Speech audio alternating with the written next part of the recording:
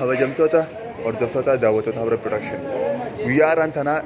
warreen Suudii irraa galan uummata Suudii keessatti miidhaa gurguddaa irra gahee akkasuma mana keessatti hedduu dararamaa turan magaalaa Finfinnee keessatti guyyaa har'aan tana qabadhee isin dhiyaatee jira. Mee maaltu irra gahee maaltu achitti irra mudatee ture haala kamiin galuu danda'anii kan jedhu mee isaan wajjin turtii hongoon ta'an wajjin tura. Duraan dursa maqaa keetii bakka duraan irraa deemte mee uummata كلا تومي نافيرو غيتي مكان كي عبد الله مختار نجاما روندا كجار كي وانا تجري أنا كارو سودربيا ديمه سودربيا وقا سادي درا وقا شانكي ديمه ديبي أشرا ما قليلا إيجان كابومي كين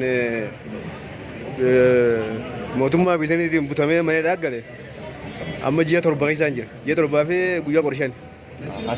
أشي ترى ماني راقيسه mana dah kisah kebati Arabi itu jasa nafas jasa ni tinggal.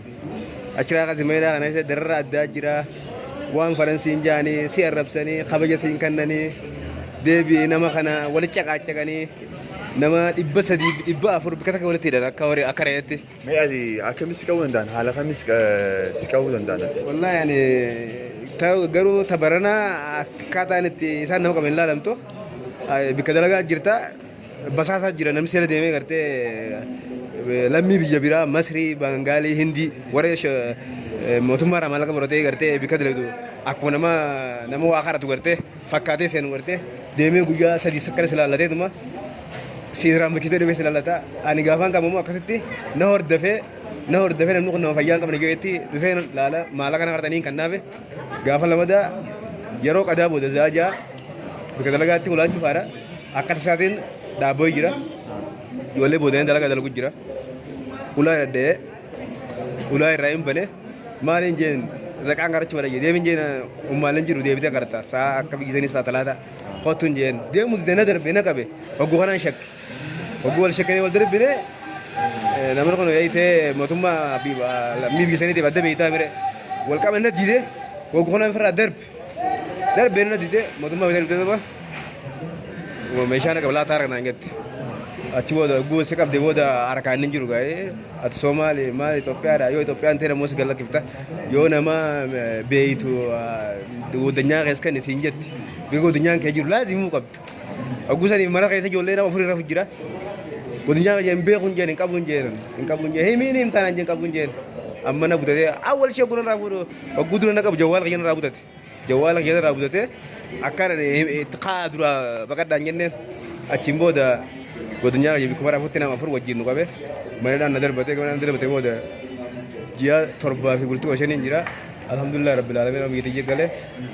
rakkinni jiru achi keessaa baane garuu achin nu hidhuu daran achirraa nu oofanii bikka duraan itti nu irra duraan riyaaditti dhabe riyaadii bikka biraa nu geessan bikka namni riyaad kana bikka itti nu san xiqqishoo wayyaadha nama keetillee ni garta waan alaa illee ni garta bikkee ittiin geessan mana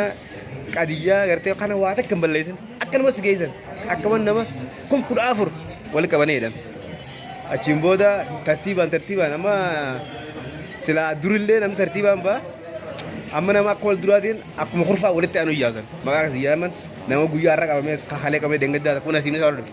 akkasitti baay'ee namni dura rabbi daalamee nama geenya gallee garuu biyya namaa deemuun amma booda seeraanummaa naannoo raaftuu hin jaan. Egaa baga hara biyya teessanii biyya harmee teessaniitti nagaan galtan isin jenna. Mee mana hidhaa keessatti jechuun wanni isin mudate